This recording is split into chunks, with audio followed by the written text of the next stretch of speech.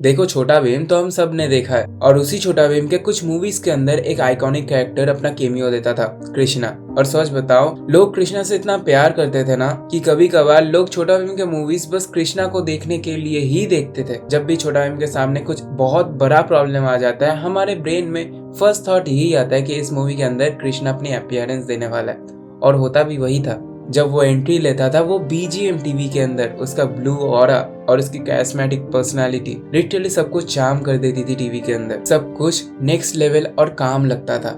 But क्या तुम्हें पता है, छोटा भीम से पहले कृष्णा की एक सीरीज एग्जिस्ट किया करती थी। एक सीरीज थी कृष्णा और बलराम। और ऑनेस्टली इसी सीरीज के वजह से छोटा भीम जैसे कार्टून्स आज के टाइम पे एग्जिस्ट कर रहे हैं। लेकिन सवाल ये है, इतनी अच्छी एनिमेशन, स्टोरी लाइन और फैन सपोर्ट होने के बावजूद भी कृष्णा और बलराम बंद क्यों हो गए, और क्यों आज तक इसका एक प्रॉपर रिबूट देखने को नहीं मिला।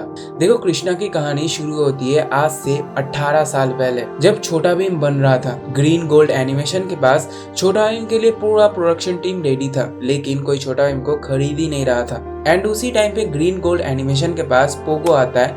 उन्हें बताते हैं कि आप हमारे लिए एक ऐसा कार्टून बनाओ जो कि लोगों के साथ कनेक्ट करे, जिसका डबिंग और बीजीएम बहुत तगड़ा हो। क्योंकि उस टाइम पे इंडियन टीवी चैनल्स को ये लगता था कि जापानीज एनिमेस ज्यादा प्रॉफिटेबल है रादर देन इंडियन कार्टून्स, क्योंकि उसमें पैसे ज्यादा लगते हैं। और जापानीज एनिमेस जैसे शिनचैन, डोरेमोन, पोकेमोन उस टाइम पे मार्केट डोमिनेट कर रहे थे, बस इंडिया ही नहीं, होल वर्ल्ड। तब पोगो ने ग्रीन गोल्ड एनिमेशन से बोला, आप हमारे लिए एक ऐसा कार्टून डिजाइन करो जो कि ओरिजिनल हो, जो लोगों के साथ कनेक्ट कर सके, और इसके अंदर एक हिंदू माइथोलॉजी का स्पार्क होना चाहिए। और फिर क्या, ग्रीन गोल्ड एनिमेशन ने एक ऐसा प्रोजेक्ट लॉन्च किया जिसने इंडियन एनिमेशन की टोटल हिस्ट्री चेंज कर दी, कृष्णा और बलराम। इसका कॉन्सेप्ट सिंपल था, हिंदू माइथोलॉजी, अच्छी एनिमेशन और अच्छी डबिंग के साथ ये ऑडियंस को अट्रैक्ट कर लेगी। और हुआ भी है, ये फॉर्मूला बहुत अच्छे से काम कर गया। रातों रात ये बच्चों के बीच में इंसेनली पॉपुलर हो गया। और 2008 में शायद ही कोई ऐसा बच्चा होगा जिसे कृष्णा और बलराम पसंद नहीं आया होगा,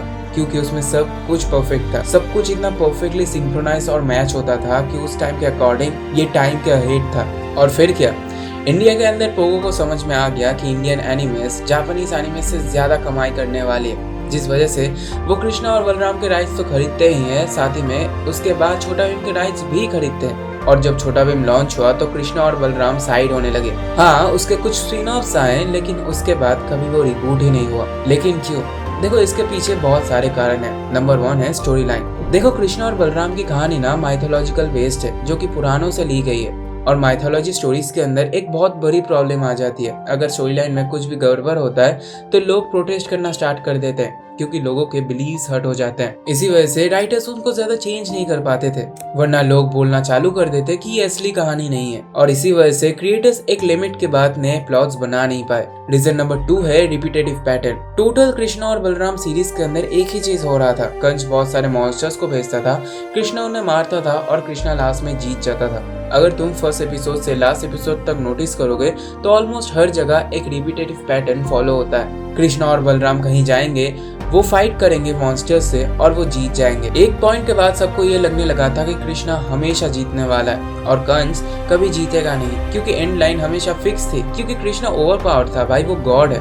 और इसी वजह से ऑडियंस के अंदर वो शॉकिंग वैल्यू क्रिएट नहीं हो पाई जो छोटा भीम के अंदर क्रिएट हो रही थी, जहाँ पे छोटा भीम एक नॉर्मल ह्यूमन होते हुए भी बहुत सारे मॉन्स्टर्स, विलेंस को अपने फिस्ट और लड्डू के मदद से मारता था। और यहीं से रीजन नंबर 3 आता है, प्रोडक्शन कॉस्ट। शो का एनिमेशन और प्रोडक्शन कॉस्ट काफी एक्सपेंसिव था, लेकिन उतना बड़ा रेवेन्यू कभी जनरेट ही नहीं हो रहा था। इंडिया में लोग इस शो को देख तो रहे थे, लेकिन पोगो समझ चुका था कि ये लॉन्ग टर्म सस्टेन नहीं कर पाएंगे, क्योंकि स्टोरीज अनलिमिटेड नहीं है और कृष्णा के अंदर टॉयज और मर्चेंडाइज की मार्केट भी लिमिटेड है। इसी वजह से पोगो एक ऐसा कैरेक्टर को चूज करती है जिसे वो लॉन्ग टाइम तक प्रॉफिटेबल बना सके, और यहीं पे छोटा भीम चूज हो जाता है। उसके बाद क्रिएटर्स ने स्मार्टली कृष्णा और बलराम की स्टोरी को एंड किया और उसे बंद कर दिया। कुछ कभी कभार रिबूट सीरीज भी लाए, लेकिन इन्होंने टोटल कंप्लीटली कृष्णा को रिमूव नहीं किया। उन्होंने एक स्मार्ट मूव लेके कृष्णा को कभी कभार मूवीज के अंदर डालना शुरू कर दिया, छोटा भीम मूवीज के अंदर, जहाँ पे कृष्णा की लेगेसी भी बनती रही और छोटा भीम की टीआरपी भी बढ़ती रही। और इसी कृष्णा नॉस्टैल्जिया की वजह से छोटा भीम की मूवीज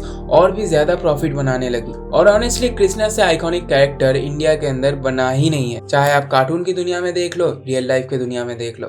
तो बेसिकली कृष्णा और बलराम सीरीज एक बैड शो नहीं था, एक्चुअली वो अपने टाइम के बहुत अहेड था, बस उसकी हिंदू माइथोलॉजिकल लिमिटेशंस और बिजनेस प्रॉब्लम्स की वजह से वो लॉन्ग टाइम तक सस्टेन नहीं हो पाया। लेकिन अगर आज भी छोटाभीम के अंदर कृष्णा अपीयर करता है तो वो एपिसोड ऑलरेडी नोस्टैल्जिया बन जाता है मेरे लिए, क्योंकि मुझे बचपन से ही कृष्णा इतना ज्यादा पसंद था। I used to love him and I still love him. So यही थी कृष्णा और बलराम की कहानी कि वो बंद हो गई और शायद ही वो फिर कभी रिबूट होगी। अगर आपको ये वीडियो अच्छा लगा तो एक लाइक जरूर से करके जाना एंड कमेंट से बताना आप कृष्णा से कितना ज्यादा प्यार करते हो।